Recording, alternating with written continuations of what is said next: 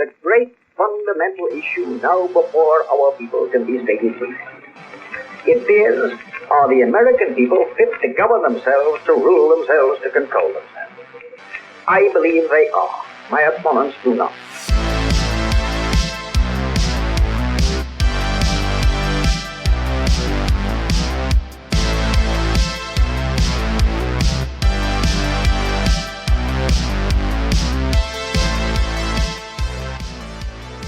I believe in the American Constitution. I favor the American system of individual enterprise. I am in favor of protection. I believe in the permanent court and further limitation of armament. I am opposed to aggressive war.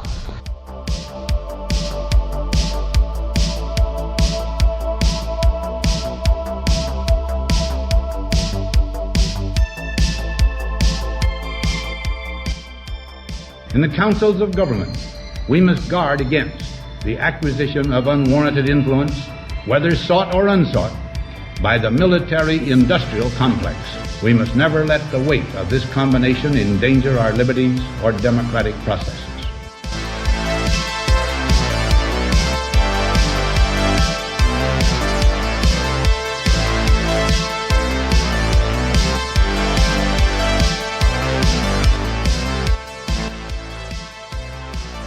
Whether we shape the future in the image of our hopes is ours to determine by our actions and our choices.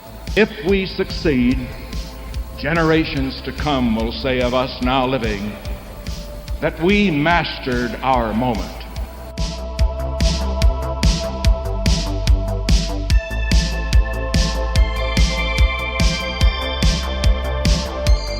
Americanism, not globalism, will be our credo.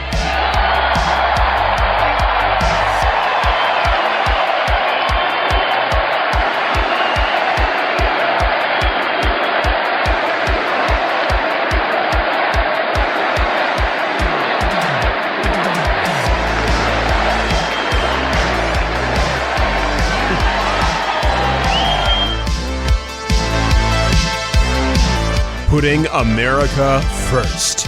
This is The Right Take. Hello, everybody, and welcome. That is another one of those wonderful intros we have put together just for you guys, again with another liner courtesy of our friend Alex Hall.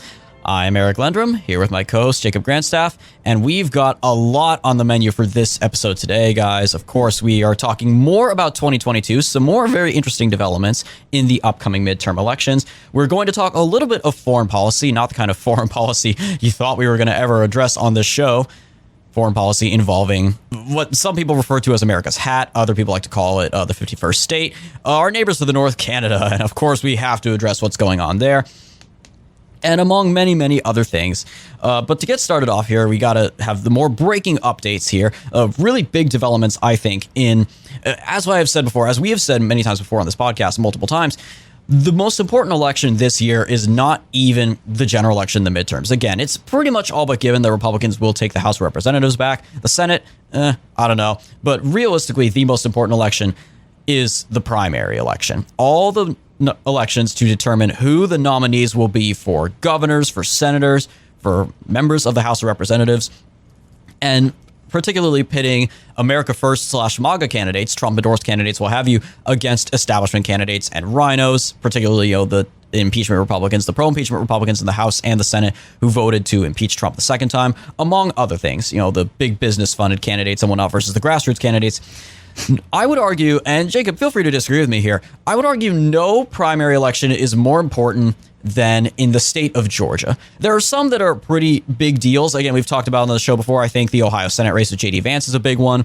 The Arizona Senate primary with Blake Masters is one.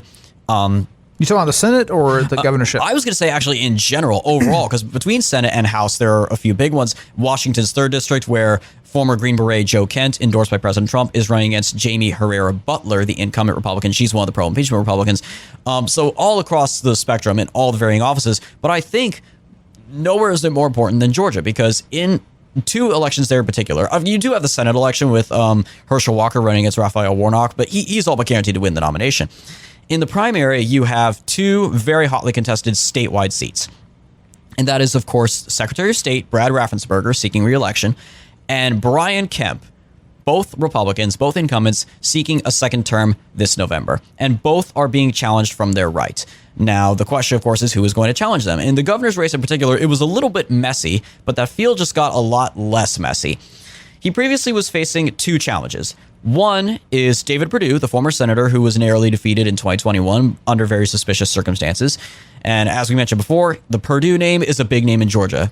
David Perdue's cousin was Sonny Perdue, who was the former governor of Georgia before serving as President Trump's Secretary of Agriculture. President Trump encouraged him to join the race, and he did.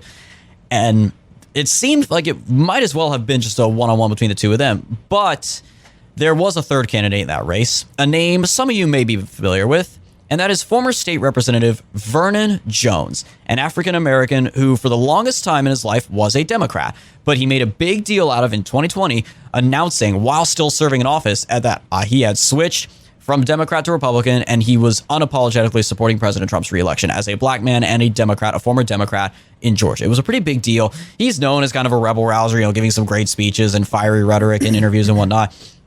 And he ran first. He first announced his challenge to Kemp before Perdue jumped in. But of course, Perdue jumped in at the insistence of former President Trump, who endorsed him. So you had this weird middle ground here where, of course, Kemp and Perdue are pretty evenly matched, varying between the high 30s and the low 40s, depending on certain polling.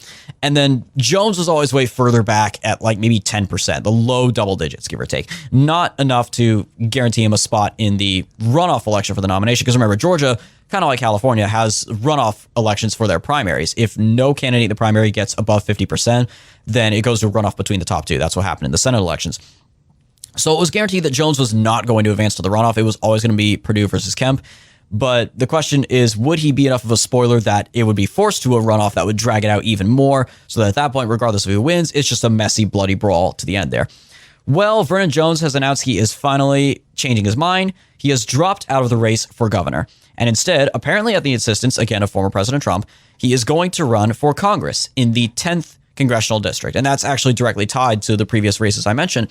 That 10th district, which is a safe red seat, it's R plus 15, that is where incumbent Congressman Jody Hice is not running for re-election. He is running to challenge Brad Raffensperger for Secretary of State, endorsed by President Trump. So Vernon Jones jumps into that race with 12 other Republican candidates. So, at that point, it's such a massive field, assuming others don't drop out of deference to him.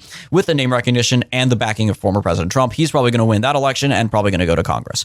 So this now leads, of course, to the question of will the anti-Kemp vote / the pro-Trump vote consolidate behind Perdue and give him a majority so that he is the nominee outright and doesn't have to deal with a runoff against Kemp.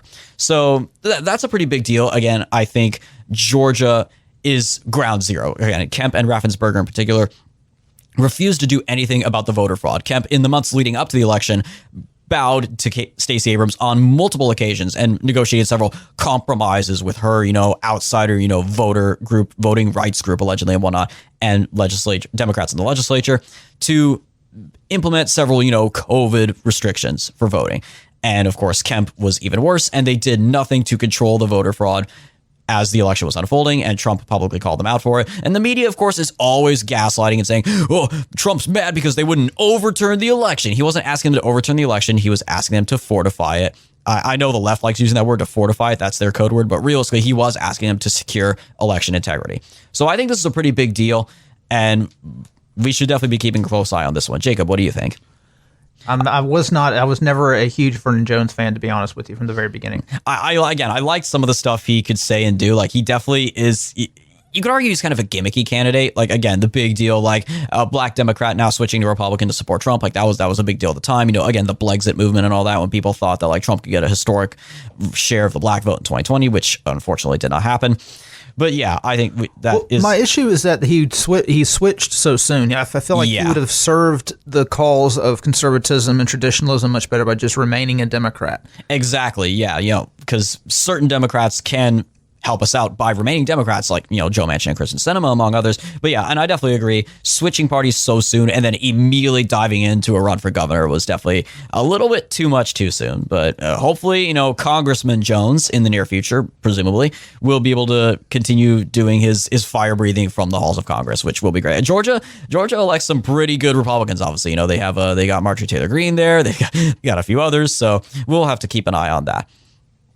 Speaking of 2022 and speaking of the South, this is such great news. When I saw this, I was so glad because I knew the left would be on absolute suicide watch. And sure enough, on Twitter, where I first saw it and elsewhere, they were seething. They were furious about this. So back in January, a panel of 3 federal judges blocked Alabama's proposed new map for their congressional district lines for the next 10 years under of course, the census, the redistricting. They ruled that it might violate the Voting Rights Act of 1965 along racial lines. And they demanded that by February 7th, Alabama submit a new map that would have at least 2 districts with a majority of voters being black. They have 1 already, and they requested that it now be 2, which would shift it from 6-1, 6 Republicans, 1 Democrat in their delegation, to 5 Republicans, 2 Democrats. But on the same day, by the deadline that the lower court gave them, February 7th, on that same day, the Supreme Court ruled in favor of Alabama. This is another tricky one, the legalese here. It technically wasn't a final ruling. It was a stay. They blocked the lower court's order and ruled that Alabama can resume with the map they originally proposed, and they can go forward with it. They ostensibly said that the case could be argued later in the fall, like they could come back around. They put it on what's called the shadow docket, and that it could come back around for a full argument, like oral arguments and everything, in the fall after the election, which, I mean, by that point, it's basically going to be rendered moot. There will no longer be standing at that point. So it's basically, this is a win. This is absolutely a win for Alabama. The ruling, of course, was 5-4, the 5 real conservative justices against the 3 leftists, and, of course, Chief Justice John Roberts. What else is new? I think this has major implications, of course, because they successfully blocked an entire state's map. This was just lawsuits filed by some, quote, voter rights groups and Democrats and whatnot. They plan to use this strategy in other southern states, including South Carolina, Louisiana, and Georgia. So if this first ruling is any indication, their plan to apply this to all these other southern states is going to be just halted like that. It's just going to immediately, they'll be forced to slam the brakes on it. They won't be able to do anything to harm any of those congressional maps, which is good. Again, we hinted at the gerrymandering that is necessary, that is being done by Republicans in Tennessee. We talked about that in the last episode. It's continuing to be done here, rightfully so. Again, desperate times, desperate measures. It has to happen. And this is, I think, fantastic news. This is another white pill, courtesy of the Supreme Court, and yes, courtesy of President Trump's nominees. Again, Justice John Roberts, we know he's going to keep doing this to us, but this bodes well for future attempts to overturn the congressional maps that Republicans are submitting. And this, of course, bodes well in turn for the 2022 midterms. So initially, you got 7 congressional districts in Alabama. I'm sorry, You got, is it 7 or 8? It's 7. It's 7. Okay, so you got 6 Republican majority districts, and then the only Democrat majority district is the majority black district, which they are legally required to draw. According to the Voting Rights Act, you have to draw up a majority black district. That's what, like we discussed last week with Tennessee. Tennessee has their majority black district in Memphis, so they can't have another one in Nashville, which is a huge issue of concern to Democrats. And this is one thing that they're bloviating about, that they're arguing about, that you can't eliminate Nashville's Democratic district, but legally they can, because it's mostly white Democrats that are drawing Nashville into the Democrats' corner. The issue with Alabama is Alabama already had the black congressional district in the Black Belt, which is the central Alabama, just south of Montgomery. And the lower court ordered them to create 2, allegedly because they were claiming that Alabama's black population had reached 27%, which, from what I was seeing, the census, according to the census, it was at 25%, actually gone down 1.25 percentage points. But the lower court was arguing that they couldn't only have 1, which they've had for the past 50 years. They had to create 2. So initially, they were ordering the legislature to gerrymander 2 black majority districts, arguing that black people do not have the same representation simply because they're not allowed to elect one of their own to Congress. And so essentially, all this does is return to the status quo. You still got 6 white majority congressional districts, and you have 1 black majority congressional district. which doesn't, and they're acting like they're trying to take black people's vote away from them. They're trying to eliminate the black district, but they're not. It's just going back to the way it was before 2022. So it's just, it's not, it basically shows, and this is what the argument that they'll make. If you look at the districting in New York, they drew a district in New York City to include a majority Asian district, and it's the most squirrely, snaky looking gerrymander district imaginable. It looks like an S. It's literally drawn like a backwards S. Also, another thing that New York has done is they've eliminated as many Republican districts as possible. Like New York is they're going all in on gerrymandering. And the argument from the other side is, well, you can gerrymander politically, you simply can't gerrymander racially. So the argument being that it's okay to gerrymander politically, so you can eliminate Republican districts. But as soon as you start eliminating in the South, the only people that vote majority Democrat are black people. So their argument goes that if you eliminate these black majority districts, that's unconstitutional because you're doing it along racial lines. But even if you do it strictly along political lines, there is no area anywhere in the South outside of, what's that hippieville in North Carolina, Asheville, outside of Asheville and maybe downtown Nashville, where you have a majority of white Democrats. So that's the issue at stake. Yeah, both sides are gerrymandering at this point. You call it racial gerrymandering, political gerrymandering, what have you. Both sides are doing it. It's warfare. It's a very effective tactic. Both sides should be using it. I'm glad, again, this is another white pill overall to see that Republicans are sticking to their guns. They're not backing down and pulling the Paul Ryan, we're more honorable than that. Like, no, they know that this is war, and they're going to war, and they are winning so far, and it is so encouraging to see. It bodes well. Again, just the redistricting alone will probably give Republicans a narrow majority in the House of Representatives. That's on top of all the swing districts that could very well be swung back to the Republicans this November.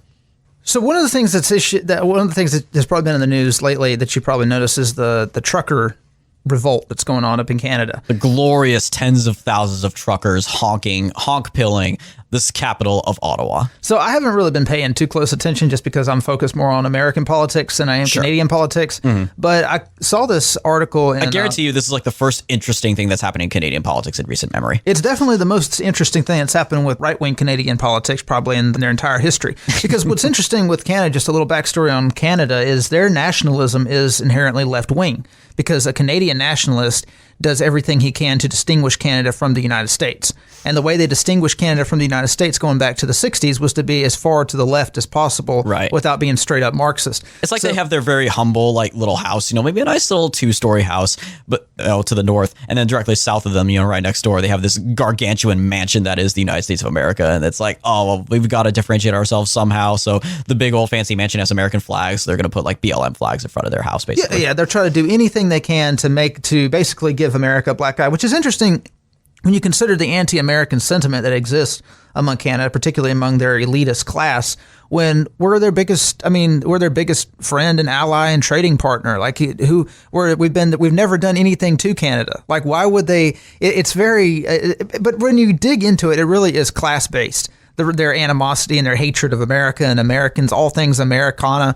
Because what have Americans ever done to Canadians? We've never invaded them. We've never done any. Well, if you count, not since Toronto in 1812. But other than that, we've never done anything to Canada. Sorry about that, Canada. But this actually does. This article in Spiked by Brendan O'Neill. It really does speak to the mentality of the Canadian elites, because Canada is like, I don't remember who said this, but Canada is like America's little brother in that they imitate everything we do, and they usually create a crappier version of it. So if they see BLM protests going on in America, they'll try to replicate that with their indigenous protests, their pro-indigenous protests. And if you notice, if you've followed any of their indigenous protests that they've brought up, it really is a crappier version of our BLM protests. They bring up issues that have never existed. They invent issues, like they claim that there was a mass grave of indigenous children who were murdered by white missionaries. They dug up the graves, turned out it was a complete hoax. And this was after they had already started tearing down Victorian statues and burning stuff and, rioting and looting, just like the BLM, their BLM big brothers to the south. But basically, when it comes to music, film, anything, they always try to copy America, and they usually create a very cheap knockoff version of it. Well, in this case, you have Canadian elites who see the way that American coastal elites act and behave and their priorities, and then try to imitate that. And O'Neill points out that this issue with the truckers and with GoFundMe eliminating their ability to raise money, this really is just big tech versus the working class. He writes, this is union busting 21st century style. This is a multi-million-dollar company using its corporate clout to starve working-class activists of funds. This is a signal from Silicon Valley, clear and loud, that it will wield its power to crush any form of political agitation from the lower orders that pushes too hard against the political consensus. And if you read some of the articles coming out of Ottawa, and you see what some of these what the letters to the editors saying, what the editors of the local newspapers are saying, the disdain they have for these people is something. You take the disdain that American elites have for rednecks, and they basically run it to the nth degree. Like, they exaggerate to no end, and basically openly advocating for the police to come through and just implement full spread authoritarianism on these truckers. They're calling it a national security issue. Like, the city's mayor, Jim Watson, did declare a state of emergency, and implying they could loosen up, they can ease up the rules, shall we say, bend the rules a little bit, under which the police and possibly even the military can go in and, bust a few heads if needed. I mean, at least that's what they're suggesting. That's what these coffee sipping elites definitely are gleefully hoping will happen. When you think about it, they actually, the advantage really is on their time. And this is what I pointed out on our Gab channel the other day. The truckers are losing money because they're not working. Mm-hmm. They're also living on charity. These elites in Ottawa, they're not living on charity. They're continuing to work from the comfort of their warm homes. And they're not putting themselves at any kind of physical risk from the police. So the advantage is actually on their side. And in one of the articles, local newspaper articles that I cited on our Gab channel, the guy who wrote the article said they have the trucks, but we have the time. And his argument was, we're just going to starve them out. Like, there's nothing they can do about it, because if this takes a week, if it takes a month, if it takes a year, these truckers are eventually going to get starved out, because they're going to run out of funds, they're going to run out of fuel, they're going to run out of food, and they're eventually going to have to pack it up and go home. So they were basically gleefully celebrating the fact that that Justin Trudeau had not budged an inch on any of the negotiations that the truckers are demanding. He literally fled the city. He and his family left the city of Ottawa and went to their vacation cabin or something. Yeah, they have no interest in negotiating with these people. They have no interest in meeting them halfway. They have no interest in trying to work out any kind of compromise. No, it's basically, okay, you're going to come protest in our city, in our castle. We're going to leave. We're going to leave the townspeople here to be annoyed at you peasants, so their hatred of you will continue to grow. So they will accept any form of authoritarianism that we continue to impose, because they're going to see our rule as preferable to all you honking peasants. So we're going to flee. We're going to leave these townspeople here with you. You can annoy each other. And then once you get tired, we'll step back in and just slaughter you or put you in gulags, or, basically at the very best case scenario, you have to go home and just accept that you're either going to get vaxxed or you're going to become homeless. They have no negotiation. My point is, these truckers really don't have any negotiating leverage because of their class position, because they can't stay here a year. They can't stay here 2 years. Eventually, they're going to run out of money. And Justin Trudeau, all he has to do is import a bunch of Indians to take their jobs, and problem solved. The supply lines continue to flow. The trucks move back and forth. The Indians don't mind getting jabbed if it means more money, and problem solved for the elites. And this is what O'Neill is pointing out, that this is a form of union busting. You have these powerless workers who are trying to form a union, trying to demand better wages, better conditions. The union bosses come in, bring in a bunch of scabs, knock them over the head, replace them. Story's over. Then these people who try to form a union, they end up getting thrown in prison. He writes, this is a signal from Silicon Valley, clear and loud, that will wield its power to crush any form of political agitation from the lower orders that push too hard against the political consensus. Anyone who thinks this clash between a profit-making fundraising website and drivers pissed off at being pushed around by COVID authoritarians is just another weird online spat needs to think again. This is far more than that. It is a scoping out of the battle lines over freedom and power that are likely to define the internet era. GoFundMe's deprivation of funds to the truckers protesting against Canada's vaccine rules is, to my mind, one of the most egregious anti-democratic acts yet carried out by the California-based elites who oversee the World Wide Web. And this is where we are same way with Twitter. Twitter can eliminate whoever they want to. YouTube can throw strikes at whoever they want to, eliminate whoever they want to, and there's nothing that the peasants can do about it. This is really raising awareness, too, to the fact that when we talk about big tech censorship, a lot of people just assume social media, YouTube, Facebook, Twitter, whatever, Instagram, rightfully so. But the big tech censorship doesn't just stop with the social media platforms where people post cat videos, in their spare time. It does include the payment processors. You saw this, with the January 6th protesters, and the government colluded with Bank of America and other banks to investigate all customers who were in DC on January 6th, even if they had nothing to do with what went on. You hear this about PayPal and GoFundMe and others banning people. This is the most egregious act yet. Yeah, the GoFundMe account for the truckers had raised, I think, over $1 million. It raised a decent amount, and then GoFundMe just shut it down. 8 million. 8 million. Okay, yeah. Wow. I did not know it was that much, which makes this next bit of news encouraging. But first, they took away the money, and then only after backlash did they eventually announce, oh, okay, we'll refund the money to all the donors. But that's why the rise of Give, Send, Go is so important. Give, Send, Go kind of seemed to come out of nowhere, as far as I can tell. I don't even really remember when it became a big thing. But of course, it's been used a lot. The January 6th prisoners a lot of them use Give, Send, Go. Our friend Tom Papper with National File said that National File uses Give, Send, Go for their fundraisers, especially their legal funds and their legal fight against Senator Mark Kelly, which they won, by the way. The Give, Send, Go for the truckers. I can't believe this. GiveSendGo.com/Freedom Convoy 2022. Their goal is 16 million USD.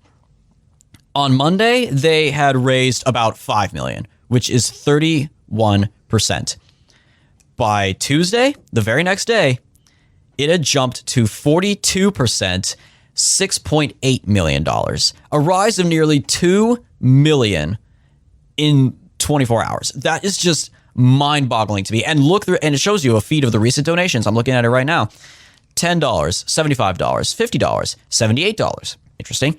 $15, $500, $50, $10, $20, $50. These are all small dollar donations. And that is another indication of, I think, the real threat the left faces as a result of these truckers. Make no mistake, this protest is a big deal, and it goes beyond the actual policies themselves. We actually have seen a number of the strict lockdown policies reversed. Quebec canceled their plans for attacks on the unvaccinated. Saskatchewan, which is arguably the most conservative province in Canada, they reversed some of their vaccine mandates as a direct result of the protest. It's not about the vaccine mandates or any of these things. It's about the fact that this protest is working, and it is drawing the attention of the whole world to show how powerless the elites really are. This is what a real protest looks like. This is the difference between something like the BLM and Antifa riots, the race riots of 2020, and something like this.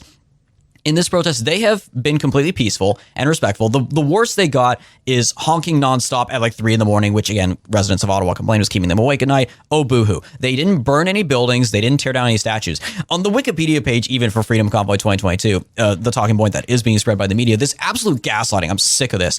They say that, among other things, protesters were seen desecrating the statue of national hero Terry Fox, along with the National War Memorial and Tomb of the Unknown Soldier. And overwhelmingly, there's media articles saying, oh, desecration of statues, desecration of monuments. I'm just sitting here thinking, yeah, it sucks when a statue gets damaged, doesn't it? It sucks to see like a statue gets graffitied or beheaded or torn down.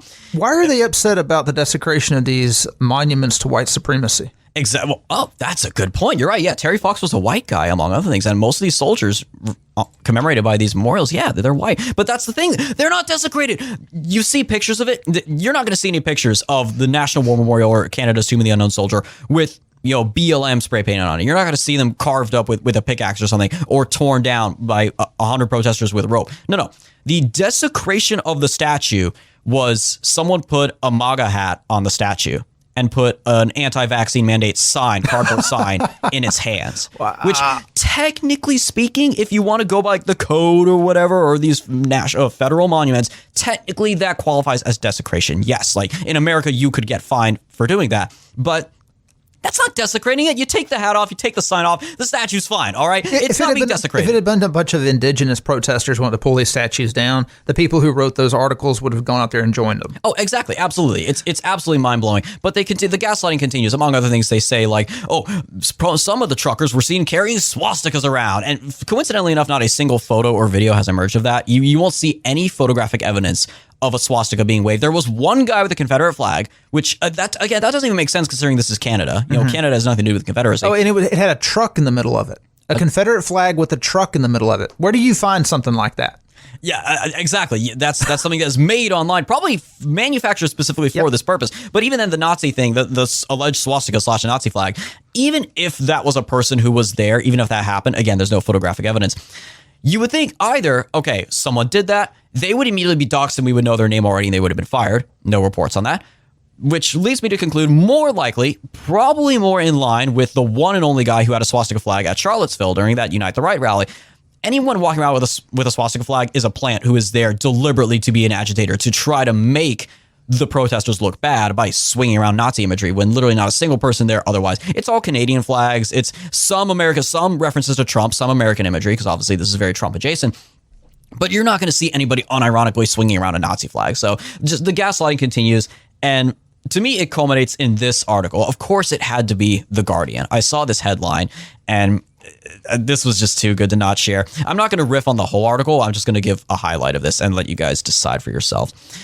The headline. This is by a columnist named Arwa Madawi. I have never heard of her before. It's The Guardian, so we should expect nothing less from what we're about to hear here. Title, quote, "The whole world should be worried by the siege of Ottawa. This is about much more than a few anti-vax truckers." Among other things, she talks about the description of the situation by various officials there. She says, the police chief has called the situation a siege. The Ontario premier called it an occupation. The mayor declared a state of emergency. What's unfolding in Ottawa is not a grassroots protest that has spontaneously erupted out of the frustration of local lorry drivers. Lorry, that means truck. Rather, it's an astroturfed movement, one that creates an impression of widespread grassroots support where little exists. Funded by a global network of highly organized far-right groups and amplified by Facebook's misinformation machine. I mean, at this point, they are projecting so hard, you could see it on the moon. This is insane. She literally just word for word described what they have been doing for years. Everything. Occupy Wall Street, Black Lives Matter, Antifa, March for Our Lives, the Women's March. Those are astroturfed. Those are funded by Soros billionaires and hired agitators, foot soldiers, homeless people, whatnot, who have nothing better to do than just go be paid to be protesters for a few days and make it seem like this is some grassroots movement that just sprung up out of nowhere. That is not the case with what's happening here with the truckers. This absolutely was grassroots. If this was so grassroots, I love that, or if this was so astroturfed, then why would GoFundMe ban them? Why would they have to turn to an alternative like Give, Send, Go? If this was being promoted by Facebook, then why did Facebook delete a group in Facebook, a Facebook group that was organizing a similar trucker convoy to DC? It was like the Freedom Convoy to DC 2022. It got banned by Facebook. None of this makes sense, but only in their fantasy world, only in this Miss Madawi's fantasy world would this make any sense. Well, here's the reason. Here's what they would explain. Here's their explanation for that. GoFundMe got rid of this group, and by the way, GoFundMe was going to just give the money to charities instead of even get back to people. Finally, after enough outcry, then they said, like, okay, we're going to refund all these people their money, which hopefully all those people will then take that money and give it to Give, Send, Go.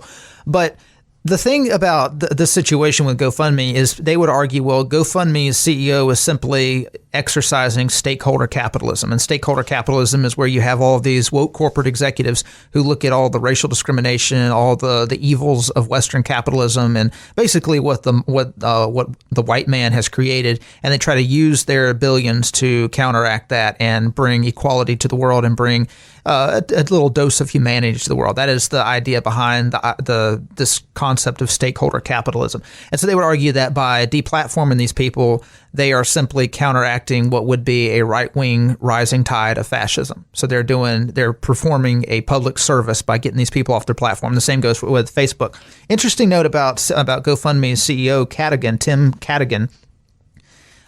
This is his resume. So think about where he stands in relation to these truckers, what his background is.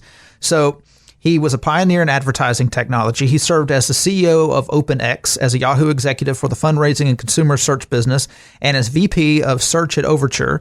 After he earned his BS from the London School of Economics, he earned his PhD from Oxford University and an MBA from Stanford University. So you can imagine with his resume, he really can understand the plight of these truckers who are, have their livelihoods being dangled before their eyes and potentially being taken away from them. Oh, but get this. In addition to all of that, the McKinsey Group, the Boston-based McKinsey Group, they were primarily responsible for the opioid crisis and spreading opioids to the masses in Middle America, which has killed hundreds of thousands, if not millions of people.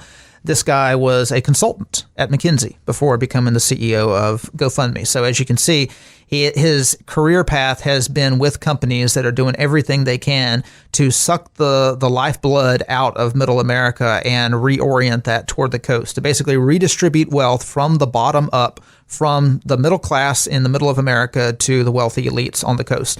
And so in a situation like this, where you have a bunch of truckers being able to organize on their own, who are unapproved by the elites, this is something that simply can't stand. So it's not the government that people have to worry about cracking down on. Right. It is the tech companies. It's the billionaires. Because again, the government is backing down to these protesters. They are reversing vaccine mandates and taxes on the unvaccinated. Government policies are being overturned. It is, again, the corporations that we don't vote for that are not held accountable to anything by anyone. And again, they are terrified because this protest is working. This shows that when the right gets out and protests and organizes a grassroots movement, it is effective, whether it's the Tea Party, whether it's the 3 protests against voter fraud after the 2020 election in D.C., which of course culminated in the January 6th protests, all the Trump rallies, those are effective. Those effect actual change, and they know they can't stop it. At least the government can't stop it.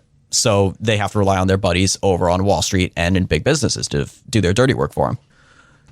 So in unrelated news, there's a cafe in New York that has decided to expand, to branch out to Miami. This is from the Miami Herald. Inspired by Che Guevara and Fidel Castro, a New York restaurant missteps in Miami. Oh, wait. Oh my goodness. No.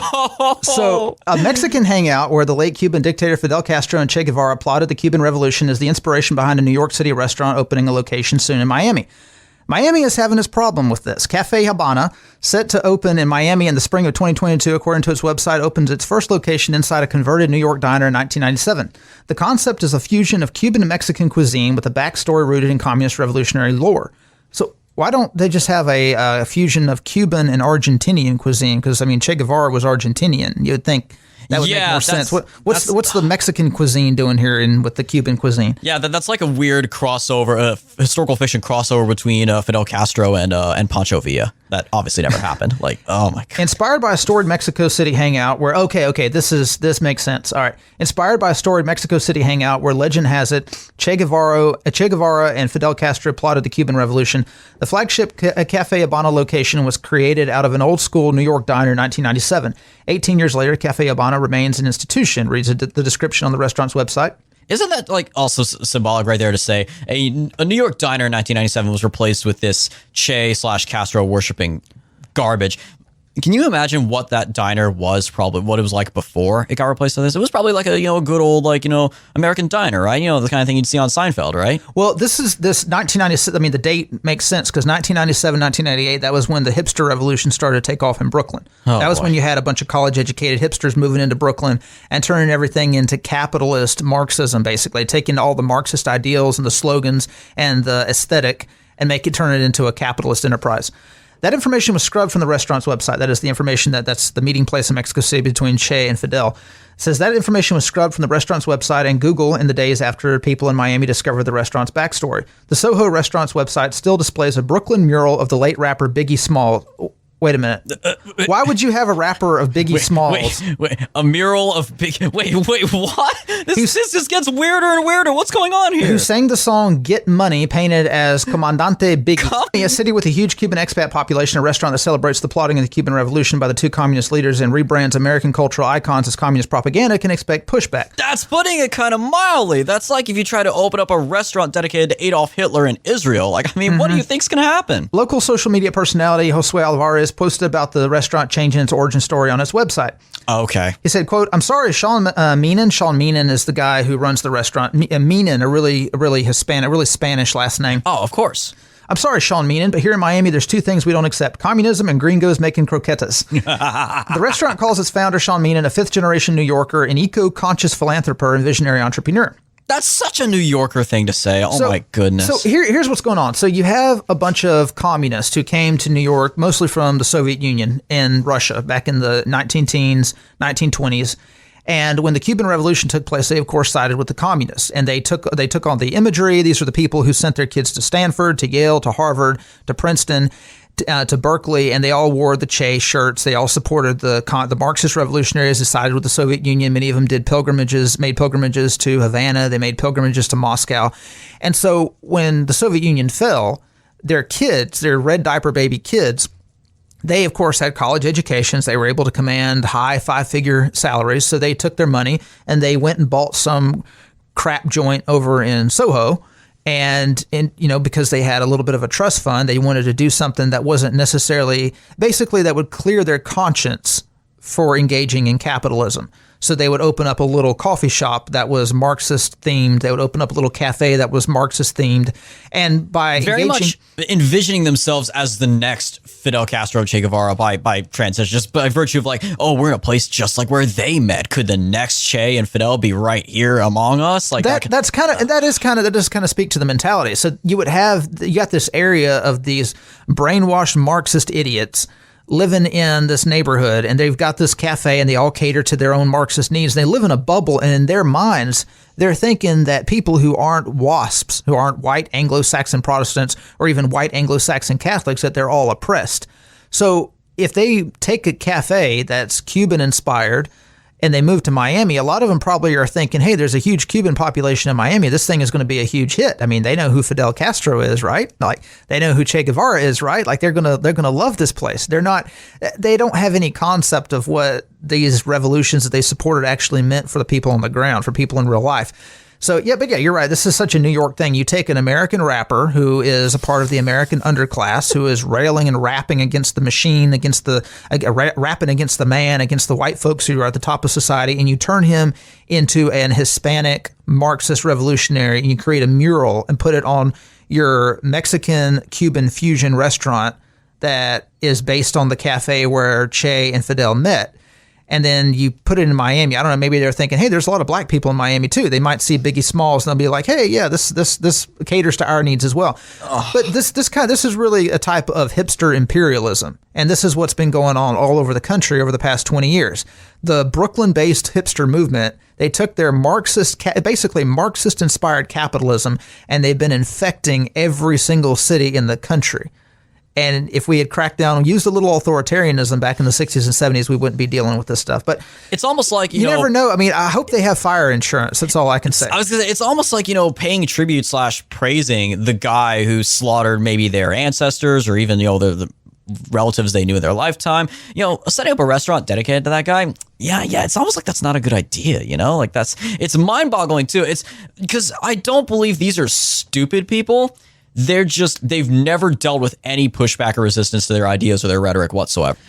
So once again, delving into some aspect of foreign affairs that we never thought we would talk about on this show after first, 2 for 1 here in this episode. First we talk about Canada. Now we're going to talk about the Olympics. If you see the latest ratings for the Olympics on NBC, they have just tanked even lower than last year. I think it continues going down. It's like the Oscars and most of those entertainment award ceremonies. Fewer people are watching, but that doesn't mean the political implications of these things are going to go away.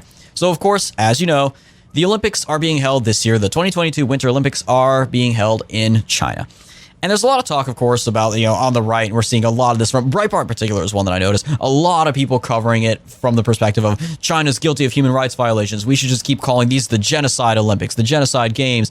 And as much as I understand calling out China, a communist regime / left-wing nationalist regime, as some people call it, calling out their human rights abuses and whatnot, it's certainly the economic warfare they've waged against America. I understand that, but sadly, I don't think a lot of people are even going to care that much about what they're doing in China just because of the Olympics. They didn't care, when Disney's Mulan was filmed there. They haven't cared, they didn't care about the Hong Kong protesters. It's very difficult to get a lot of people to care about what China does. But I think this one might actually offer a little bit more of a connection that might stick with average American viewers. Again, if this were to get out in the media, which the media is going to run cover for these people. But that is the case of a couple of American defectors, American-born citizens and athletes who are now competing for China in the Olympics against their home country. One of these examples is Eileen Gu, again, an American-born citizen, a young woman who obviously, as indicated by her name, is Chinese in heritage / ancestry, and she decided to defect and compete for the Chinese team. In this case, she is competing in skiing and did manage to win gold medals for China. So yeah, with her situation, so just a little backstory, it's not completely uncommon for a person who is, let's say, has parents from 2 different countries to switch back and forth between those countries in competition. An example would be, let's say, for instance, if you're like a B-list skier and you want to compete in the Olympics, your dad is German, your mom is American, you were raised in America, you don't quite make the cut, let's say, in America, and you still want to go to the Olympics. Okay, well, if your dad is German, You can claim German heritage in Germany. You can claim German citizenship because of that, and you can compete for Germany. This happens all the time. This has happened this year. You'll have people who have mixed ancestry, mixed parents. They'll simply compete for another country if they can't make it in the country they were raised in. The thing that makes this issue, this particular situation so different is Eileen Gu wins a gold medal. This almost never happens when you have a defector like this. So she is very clearly the best freestyle female skier in the entire world. And yet even though she was born in San Francisco. Of course. She was raised in the United States. She went to school in the United States. So remind me, I don't do from Alabama, so we do ACT. We didn't do SAT. What is the highest on the SAT that you take? Because she's from California. That's what they do on the West Coast. It has fluctuated over the years. They kept changing the maximum scores back and forth a couple times, but like when I was in high school. But currently, it is 1,600. Okay, so I remember she made 20 points below the max that you can make. So she made 1580 on her SAT, which put her in the top 2 percentile of SAT takers. So she's extremely brilliant. I think she graduated a year early. She's starting at Stanford after she finishes up the Olympics. But the question that people are asking is, why would she choose to compete for China? Because she decided this back in 2019. She had been skiing for America. She had been skiing, they call it the World Cup. In skiing, she was an American skier. And out of the blue, she just decided that she was going to ski for China instead of America, even though she wasn't even a Chinese citizen. Now, the rule in China is that if you decide to become a Chinese citizen, you have to give up your citizenship from wherever else you are. It's not that rule in America. You can have as many as you want. So her official explanation for this on Instagram was that she wanted to promote winter sports to young girls in China. And that because of that, that's why she wanted to ski for China. Of course, the reaction was overwhelmingly negative. People were overwhelmingly questioning her why she would do this. I mean, why she would want to pick China.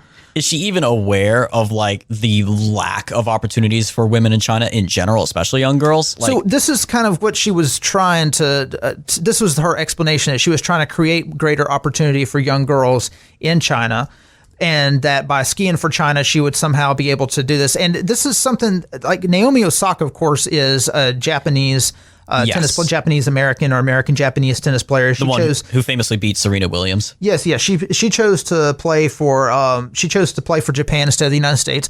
Unlike Eileen Gu, she was born in Japan. So it was a little bit more understandable, but she got a ton of backlash against that. A lot of black Americans especially didn't like the fact that she was competing for Japan. They're like, you should represent black America and all this stuff. But with Eileen Gu, it's completely different. She was not born in China. Her mom immigrated to China about 10 years before she was born.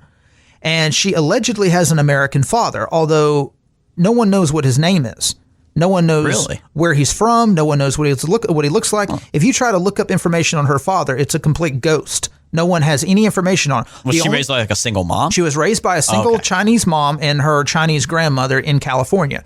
And she claims that she spent summers in China. She spent a lot of time in China. It wasn't even like Naomi Osaka, where she claims that she feels more Chinese than she does American.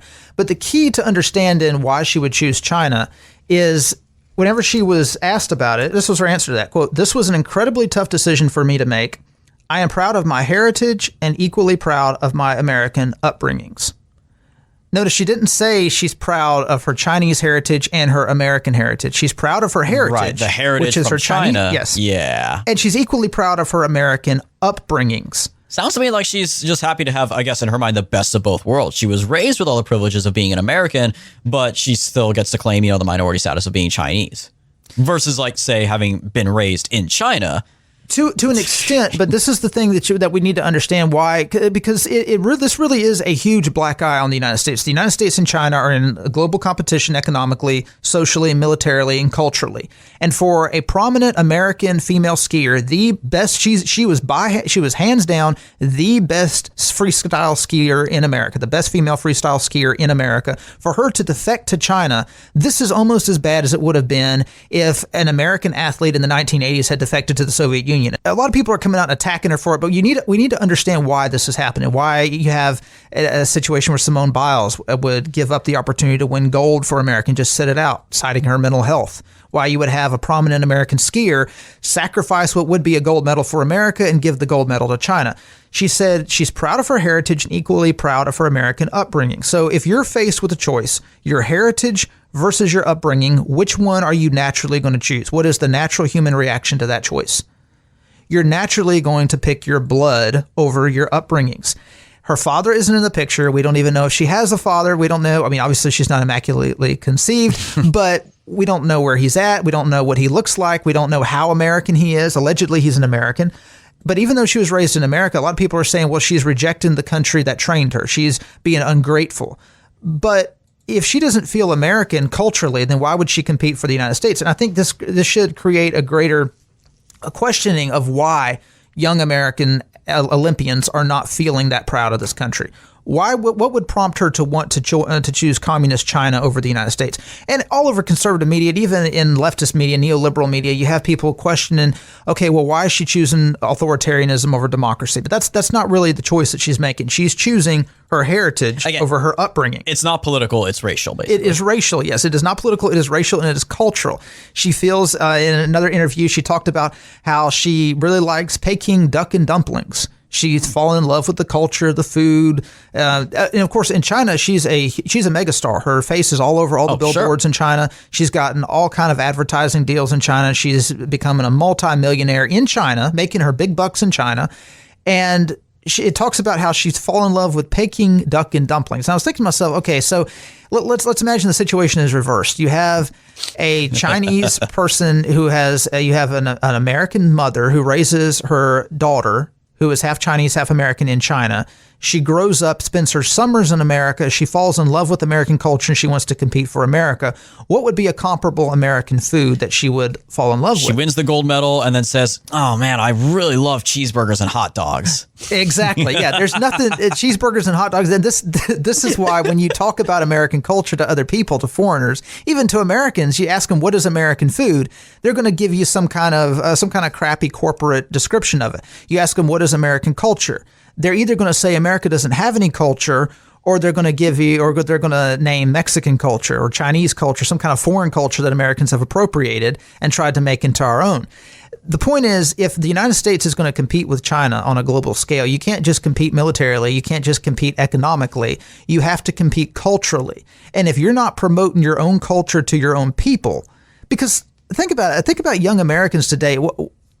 What is American culture to a young American? Is it Marvel?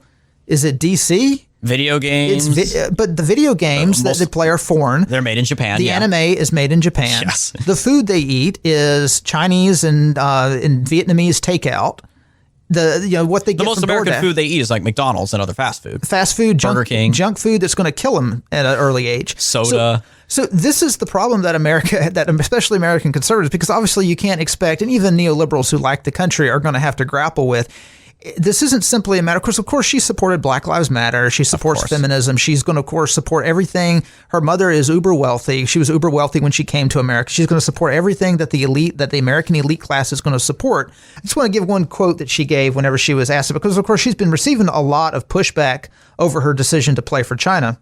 So after winning gold, which, by the way, she won gold by trying a trick that she had never tried before. So it was kind of, her mom told her, you're probably going to get, if you pull this particular move, the 1440, if you do this jump, then you might be able to, she was in third place. She said you might be able to win silver.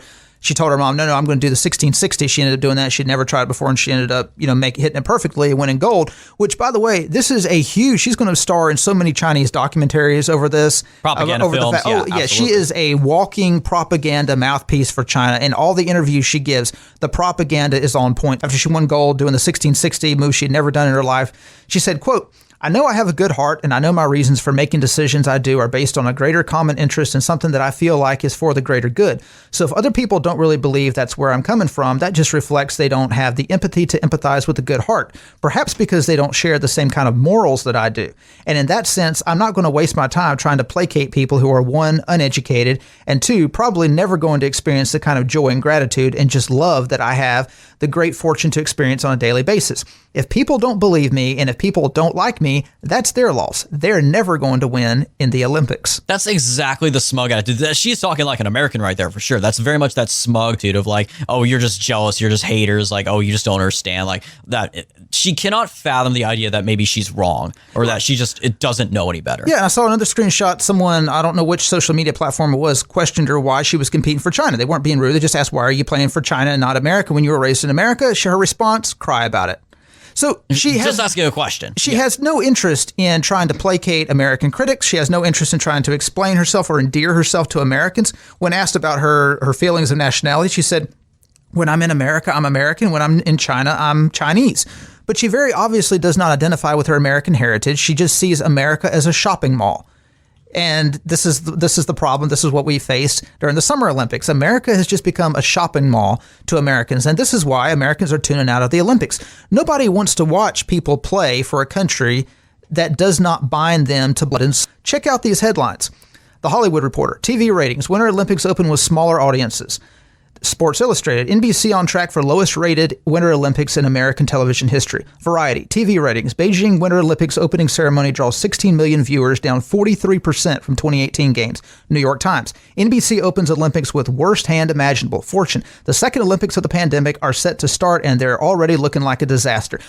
Headline after headline after headline showing that Americans are essentially boycotting the Olympics. And they're not boycotting the Olympics because they care about the Uyghurs. The point is, Americans do not care about these so-called genocide Olympics. They do not care about the Uyghurs. They care about their people, their heritage, and if they turn on the TV and they see that American athletes like Simone Biles are not giving it their all, they're not sacrificially sacrificing their mental health and their physical health for the flag, for the heritage of their ancestors, for the nation back home, they don't see a point in turning on the TV. Why would you watch this stuff when you could have a backyard barbecue? Why would you watch this stuff when you can go hiking, when you can go camping, when you can go fishing, when you can spend time with your family? There's no point to it. I mean, I remember back in the 2002 Winter Olympics in Salt Lake City, everybody watched the Olympics. Like everyone. It didn't matter if you liked the Olympics or not. It didn't matter if you understood the game or not. Everyone tuned in to watch curling. Nobody had any idea what curling was. Nobody knew what they were doing. They didn't care. What mattered was there were Americans on the ice and you were rooting for the Americans to bring home the gold. Against other countries. It was your country against their country. It was your blood against their blood. It was your heritage against their heritage. It was your flag against their flag. It was about the heritage and the people who were representing you.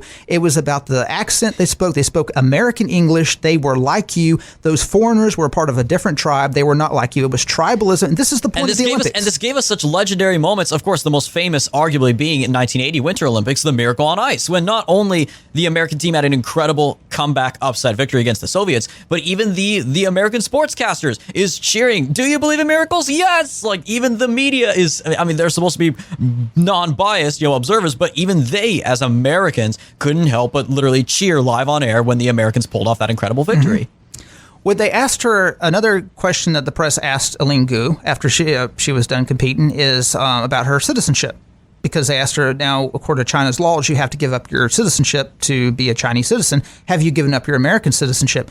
They asked her 3 times, point blank. Each time she made up you could tell it was a CCP designed answer to these questions, just spouting pure propaganda. She is basically, in fact, Sports Illustrated, which, by the way, Sports Illustrated is not a bastion of American nationalism, but the guy who wrote the article for Sports Illustrated on it said that each time she spoke, he was looking for her to press a robot button on her wrist as she began to spout off Chinese communist propaganda.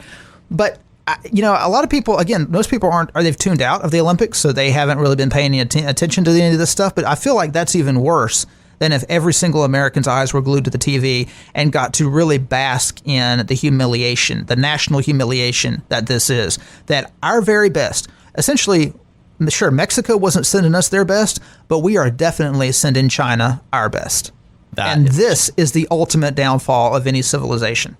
Although it is funny to see kind of the flip side of this, that we did send our best over in the form of Eileen Gu, but as it turns out, not all defectors get what they wish, and sometimes the universe does deliver karmic justice in the form of another defector we've got to talk about real quick, just to hammer on this, and that is Miss Zhu Yi, another American-born girl of Chinese descent, born in California, born in Los Angeles, not San Francisco, but in Los Angeles. She originally was named Beverly. She had a good old, American/English name, Beverly Yi. She decided to defect to China, changing her name to the more Chinese-sounding Zhu Yi, and competed in figure skating, ice skating. And I'm sure you guys have probably seen the coverage. You can't find the videos of this, strangely enough, on YouTube anywhere. It's completely censored on YouTube. Gee, I wonder why. You can find it on Twitter, I think, just regular random users posting the video that, of course, was aired live. because you can't find the replays anywhere. YouTube censored this? Yeah, you can't anywhere on YouTube. You cannot find a single video. You'll only see like recaps with screenshots and still images. That she, of course, while competing, she did a one big spin, jumped into the air, came back down, did a second big jump, spin in the air, came back down and landed right on her butt and slid up and crashed up against the wall. And of course, she managed to get right back up and continued. But obviously, that resulted in her getting a very, very low score. Then a second time, the next day, she fell again on the ice. And at that point, she just started breaking down in tears and eventually left the ice rink with tears in her eyes. And like I said, you can't find the video anywhere. I guarantee you China ain't going to be promoting this one. I would not at all be surprised if she goes the same route as that tennis player who they disappeared a little while ago, who she also was, for a while, was a national hero. She was a very successful tennis player. Was she the one who was allegedly sexually assaulted? Accused of former, CCP official of sexual assault, and they very not so suspiciously made her disappear. Okay, so about that, she recently reappeared and she recanted everything. She reappeared and she claimed that people were taking her words out of context. She was never sexually assaulted. Oh, and by the way, she was in the stands when Eileen Gu won her gold medal. And you know who she was sitting next to? Her alleged accuser? The chairman of the International Olympic Committee. The chairman of the International Olympic Committee purposely went and sat right next to her. So when the cameras panned on him, they showed him and her sitting next to each other, smiling really big. And they asked Eileen Gu what she thought about that, if she knew that she was in the audience. Mm-hmm. And I think her name is Peng Shui. I don't remember what her name is. But Peng Shui, yeah. Peng Shui, yeah. They asked Eileen Gu what she thinks about her in the audience. She's like, oh, I didn't even know she was here. Oh, well, I'm glad she's here. I hope she enjoyed it. Just pure propaganda. Very quick, yeah. Don't say anything to upset my overlords. Propaganda. Yeah, no, because I mean that really speaks volumes. The fact that YouTube censored that just shows you. Oh yeah, we are essentially a conquered nation. Every aspect of our corporate overlords, every aspect of our elites, are more than happy to bend the knee to Chinese nationalism. And they're also more than happy to crush any kind of nativist uprising in America, even if it's a peaceful protest. They're more than happy to belittle the nativist Americans whose ancestors go back 2-3 centuries in this country, because they're interested in being global elites and making profits. And right now, China's got all the cards, because this is the difference. This is why China is more, I'm putting myself in her shoes. China is actually more attractive than the United States, because in China, the Chinese people are actually proud of their ancestors. The Chinese people are actually proud of their heritage, of their ethnic heritage. They actually see themselves as an ethno-state. There ain't no classes in any Chinese universities about yellow privilege. There's no such thing as yellow privilege. And another thing about them is they also don't see themselves as a diverse country. If you're a diverse country, then you're nothing. That you're basically a model UN. You don't really have a country. You don't have a culture. Nothing exists. It's like I was reading comments on this one city. I won't name the city, but someone was pointing out, was asking, are there any, like, is there any cultural diversity? And someone said, oh yeah, they started listing Vietnamese, Chinese, African, all these different restaurants in the country. And someone commented, okay, good. I'm glad it's not a bunch of white people. I want to move somewhere where there's some culture. And this is the mentality that they're fostering in America. When you foster that kind of mentality, why would you want to represent a country like that? Because who are you representing? This is kind of the identity crisis that Simone Biles is probably going through, that calls her mental breakdown. It's because who is she representing? On the one hand, she's representing African Americans. Is she representing white Americans or not? And this is probably, is she representing the whole country or not? Is she representing herself? Is she trying to overcome prejudice? This is a kind of the identity crisis you create among even white Americans, because what are they representing? Who are they representing? In China, you don't have that. Everyone has the same culture, eats the same foods, has the same language. And hey, look, faced with that or this, I would take that. If I'm in her shoes, I'm taking that any day of the week, because people are generally happier around people who identify with each other, rather than a bunch of people who are having to walk on eggshells around one another to avoid offending someone. So yeah, right now China holds all the cards, and unless there's a major cultural transformation in America, a radical cultural revolution that pushes America far to the right and basically creates an ethnic culture that, says, okay, you can be part of the group, but if you're not part of the group, you need to leave, that type of thing, like China does, then China will always continue to dominate the American nation state. And this will be a Chinese century. And China is really perfectly positioned, too, it's not just a matter of racial/cultural unity, but they see themselves very much as the absolute pinnacle of a long-standing tradition that is, of course, Eastern civilization. America, of course, being the pinnacle of Western civilization, dating all the way back to the Greeks and the Romans, and China dating back to, well, of course, ancient Chinese history, but also way back to the traditions of, Confucius and Sun Tzu and others. It's the one other major civilization that has a long thousands of years of history of architecture, of philosophy, warfare, culture, great military leaders.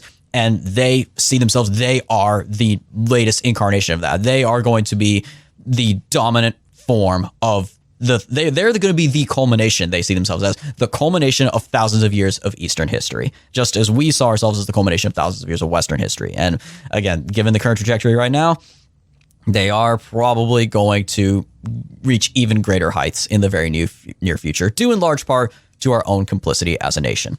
Our own cultural suicide. Our own cultural suicide. That's right. Suicide of the West. And that is all the time we have left for this episode of The Right Take. Thank you guys so much for tuning in as always. Be sure to follow all of our latest content as usual at righttakepodcast.com. The full list of websites and podcast platforms where we are available, righttakepodcast.com/subscribe. And if you are feeling ever so generous, as always, righttakepodcast.com/support. We'll talk to you next week, guys.